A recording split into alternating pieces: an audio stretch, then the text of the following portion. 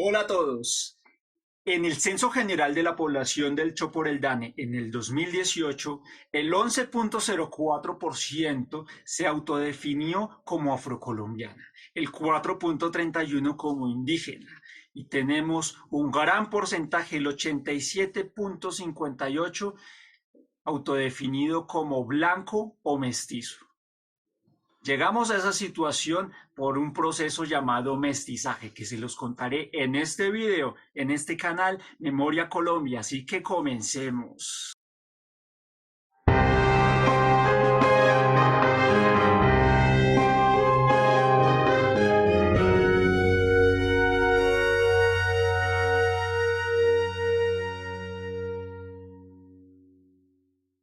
Al comienzo de la conquista, los colonizadores llegaron solitos al Nuevo Mundo, o venían con muy pocas mujeres. Una razón principal, estaban arribando a un lugar completamente desconocido y agreste para todos ellos. Como estaban yo con yo, solo con mi soledad, a esos españoles también les gustaban las mujeres nativas y aprovecharon en muchos casos esas posiciones de poder para abusar de ellas. Las denuncias de amancebamiento, violación, prostitución fueron numerosísimas. Y todas esas situaciones se replicaron aún más con empleadas domésticas llamadas las indias del servicio y con negras que trabajaban domésticamente. Pero al mismo tiempo tampoco podemos negar que existieron uniones acordadas con consentimiento mutuo entre las partes para varios motivos. Uno, garantizar la paz del territorio. Dos, familias de saques y caciques que querían entrar a una nueva nobleza. Tres, algunas mujeres aceptaban con la esperanza de que sus futuros hijos fueran libres o para no perder la protección de sus amos. Y la cuarta, el poder del amor. Claro, el poder del amor, eso también pasa. Esa fue la primera generación de mestizos. Luego españoles y criollos se cruzarían con mestizas.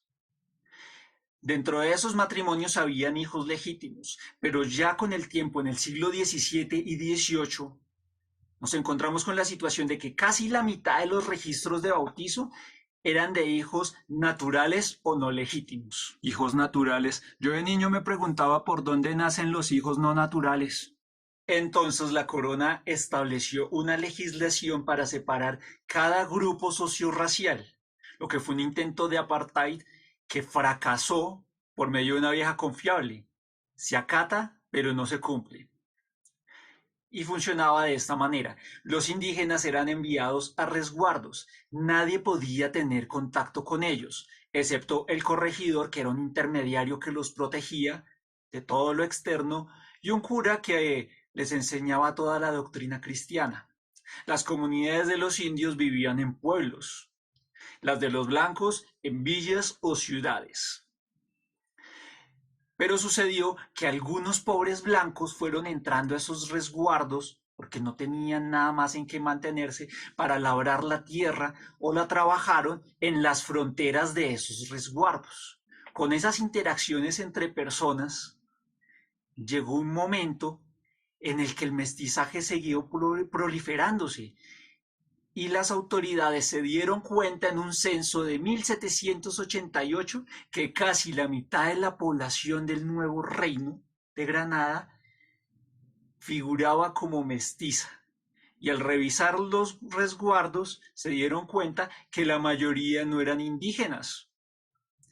El apartheid reacciona y en nombre de la defensa de los indios, como lo decía Moreno y Escandón, reasignaron a las comunidades indígenas en sitios nuevos, pero que para ellos eran completamente desconocidos y en donde los miraban feo, feo.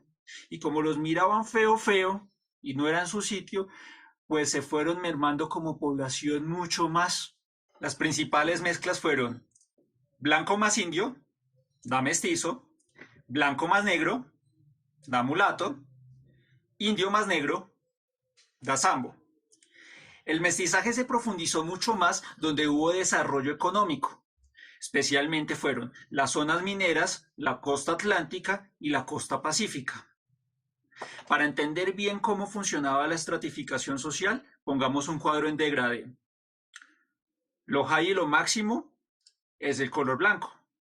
Estar de esclavo y vivir mal es lo negro. Ser blanco y de clase alta implica estar libre de trabajos físicos. Eso le correspondía a los de clase baja. Como decían en la película La pena máxima, unos mandamos y a otros les tocó sudarla. Ser blanco también garantizaba acceder a educación y altos cargos públicos. Aunque algunos mestizos, mulatos y zambos fueron mejorando su situación económica y querían llegar hasta ese nivel, tenían una barrera impuesta por el establecimiento. Pruebas de pureza de sangre que demostraban que pertenecías a un linaje superior. Socialmente, dentro de ese sistema de castas, era preferiblemente ser mestizo porque era la forma más fácil de demostrar que eras blanco, por el tema del color de la piel. Muchas veces rotular a un súbdito del virreinato de la Nueva Granada era bastante subjetivo. Ese man es negro. No, qué va, parce. Ese es morocho. Incluso hubo una ley, la Real Pragmática sobre el Matrimonio de 1778, la cual estableció que los padres tenían el poder de impedir que sus hijos contrajeran matrimonios desiguales o en los cuales la familia no pudiera demostrar su pureza de sangre. Tengamos en cuenta que el mestizaje va más allá del mero cruce biológico. Todo se incubó en lo religioso en un principio. Varias iglesias o catedrales en América se construyeron sobre sitios de culto precolombino, pero las celebraciones adquirieron un contenido indígena y africano. Aprendimos a despedir la carne con el fin de prepararnos para la Cuaresma y llegaron los carnavales. El arte también se fue permeando en un contexto cristiano. Todo lo venerado y adorado en el viejo mundo se terminó tallando en madera, en materiales nativos de nuestro continente con un esmero indígena. Nace el barroco. Pero a la vez, la música sacra, la que cantaban en las iglesias, venía en pentagramas, algo completamente desconocido.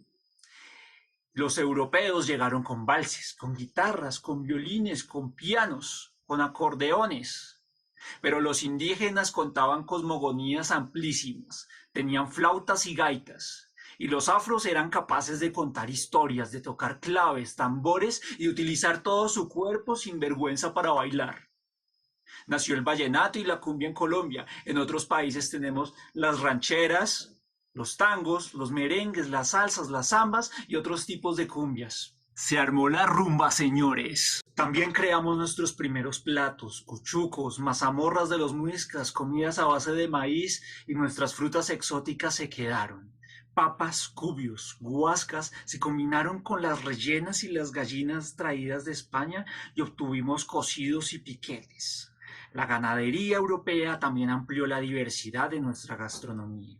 Hay chicharrones, butifarras, asados, frijoles, lentejas, tomates americanos y cebollas traídas para preparar guisos.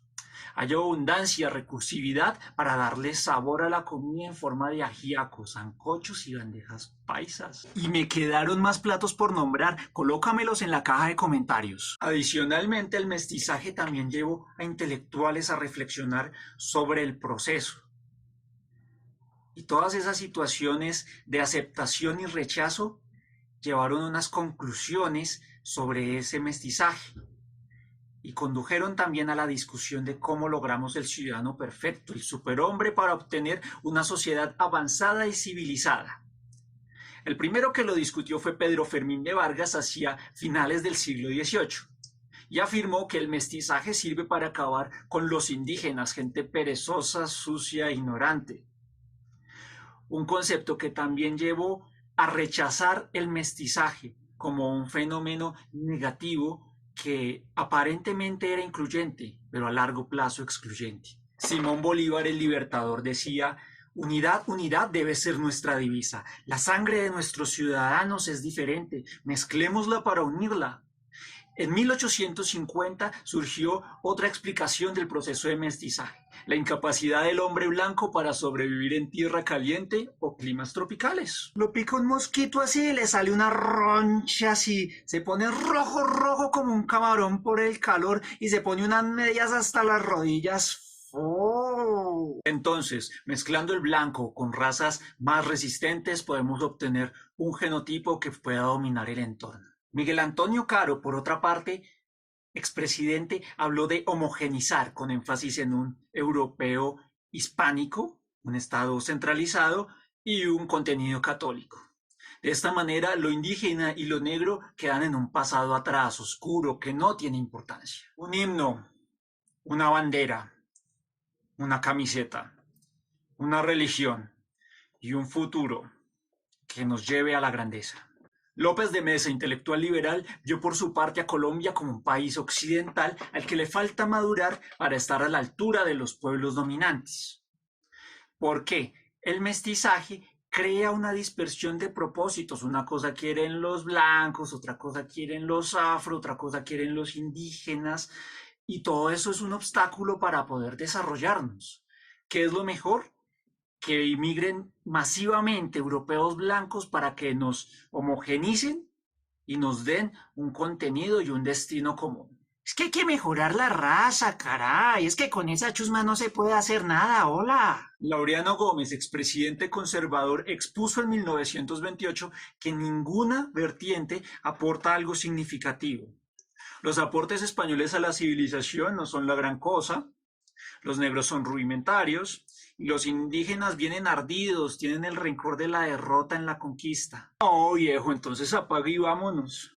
Y llegamos entonces a un intelectual liberal, Otto Morales Benítez, quien llegó a la conclusión de que todo aquel que haya nacido después de la conquista, o sea, después del siglo XVI, en lo que llamamos América, al sur del río Bravo, o sea, de México hacia el sur, es un mestizo. Y no importa su color de piel, ser mestizo nos define como colombianos. Nuestras diversidades regionales, cubre todos los aspectos de nuestra vida y nos integra con todos los demás países de América Latina. Vernos orgullosamente como mestizos nos abre la posibilidad de crear nuevas, propias soluciones sin obsesionarnos con copiar y pegar y darle control C y control V a modas y estilos y modelos de desarrollo creados en otros contextos. Siempre nos hemos visto como lo malo de ser español, lo malo de ser indígena y lo malo de ser negro. ¿Qué tal si nos viéramos como los descendientes del imperio español que nunca veía caer el sol? ¿Qué tal si nos viéramos como los descendientes de los indígenas que fueron la matriz de los mayas y de los aztecas y de todos los ancestros que finalmente entraron por nuestra esquina de Sudamérica para poblar todo el continente? ¿Qué tal si nos viéramos como los descendientes de los africanos cuna de la civilización? Ahí se los dejo para que lo piensen. En la próxima semana encontrarás más y más contenido para conocer y entender nuestra historia. Aquí, en Memoria Colombia, el canal que lucha contra el olvido. Hasta pronto.